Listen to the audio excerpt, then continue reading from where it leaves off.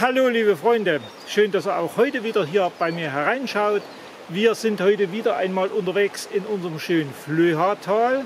Und wer meine Filme regelmäßig verfolgt, dem dürfte eins aufgefallen sein, dass nämlich ein klitzekleines Stück hier im Flöhatal auf unserer Wanderung noch fehlt, nämlich bei Grünhainichen. Und deshalb möchte ich euch heute einladen zu einem kleinen Spaziergang an der Flöha bei Grünhainichen und ich wünsche euch unheimlich viel Spaß dabei.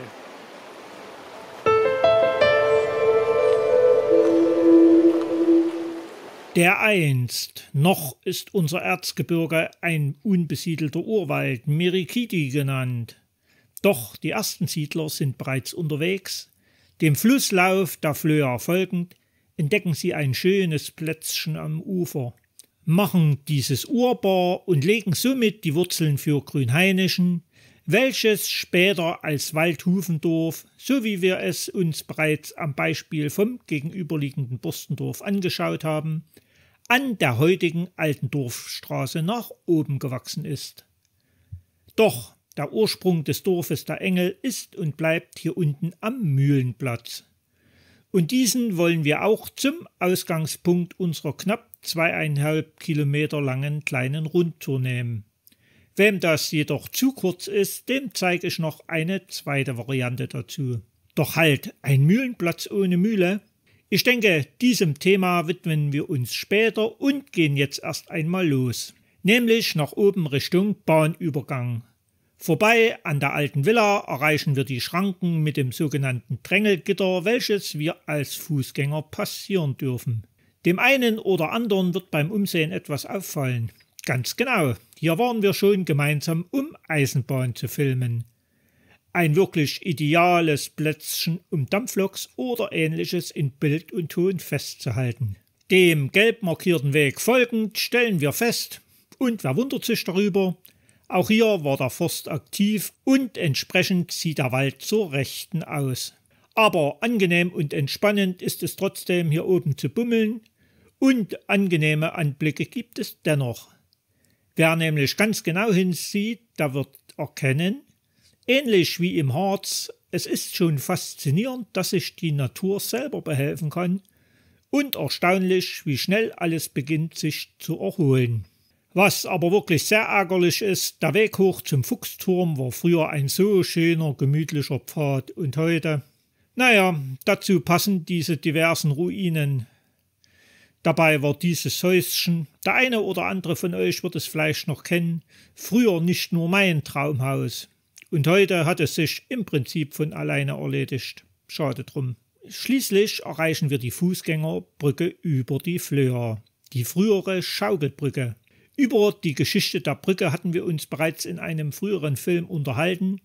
Umso mehr freue ich mich, dass Gerd Franke aus Borstendorf ein Foto von der originalen alten Schaukelbrücke zur Verfügung gestellt hat. Vielen Dank, Gerd. Auf der anderen Seite der Flöha folgen wir der kaum befahrenen Straße nach links, ganz entspannt zwischen Felsen und Fluss entlang bis zum Sturzwehr. Die Kurzversion unseres Weges führt jetzt weiter die Straße entlang, zwischen dem Mühlgraben vom Elektrizitätswerk und der Flöha. So erreicht man schließlich ganz gemütlich den Mühlplatz. Wem die Runde zu kurz ist, dem möchte ich noch eine Möglichkeit zur Verlängerung vorstellen. Wenn man nämlich beim Sturzwehr rechts nach oben in den Waldweg mit der Ausschilderung Rundweg abbiegt, der kann sich zum einen über diesen schönen Waldweg erfreuen, zum anderen kommen wir dann auf knapp 4 Kilometer.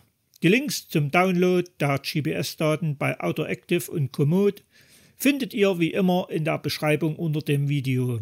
Zum Wildgatter geht es schon ein wenig steil hoch, aber zum Glück nicht weit. Am Wildgatter selbst angekommen habt ihr theoretisch auch noch die Möglichkeit, einen großen Bogen um bzw. über Borstendorf zu schlagen, beispielsweise in Richtung Höhenweg. Wir biegen aber direkt am Wildgatter, der Pfad ist wirklich sehr versteckt, aber gangbar, nach links ab. Zwischendurch bieten sich auch schöne Ansichten aufs Dorf der Engel Grünhainichen.